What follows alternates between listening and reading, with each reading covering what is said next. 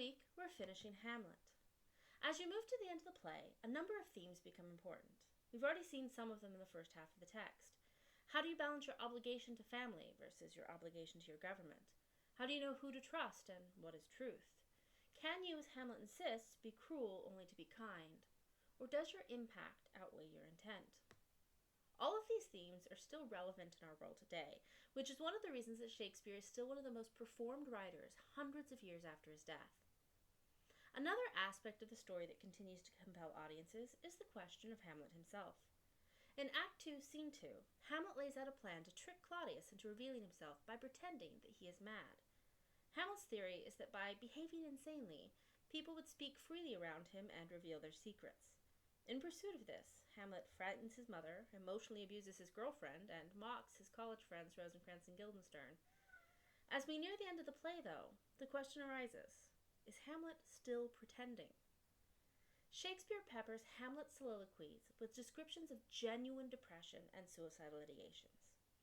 In his first speech, Hamlet longs for his too solid flesh to melt away. His famous to be or not to be speech is explicitly asking, is it better to put up with the cruelties of the world or end it all?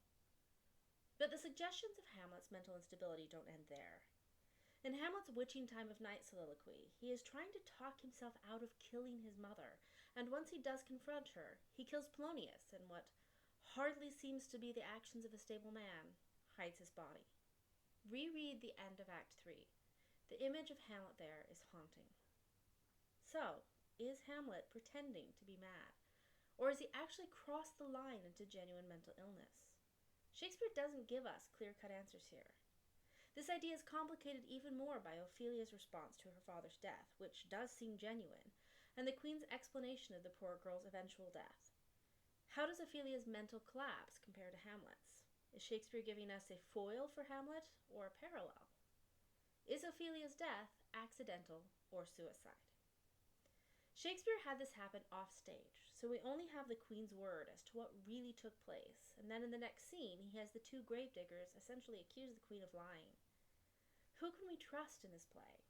Hamlet, who may be mad, the Queen, who may be lying and may have aided in her husband's death, the ghost, who may not even exist. In a lot of ways, Hamlet is a play about trying to make the right decision based on imperfect knowledge. A challenge that rings very true in today's world. He wants desperately to do the right thing, but his attempts to be sure about his actions eventually lead him to rash deeds, and these actions destroy the world that he is trying to protect. Even more tragically, as we are reminded at the very end, his actions will destabilize all of Denmark because he is a leader.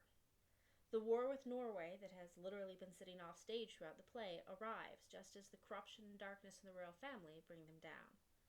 And if we don't have leaders, where are we left? Shakespeare centers a lot of his plays around people of privilege, but if you look for it, in the soldiers and the servants and the gravediggers, the common people are always there. And in the final moments of the play, Shakespeare opens up the world of the play and asks, what now for the rest of us?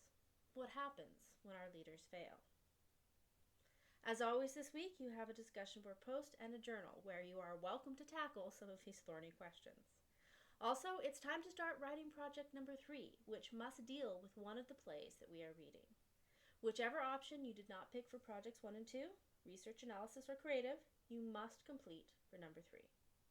Let me know if you have questions, and if not happy, at least try for some thought-provoking reading this week.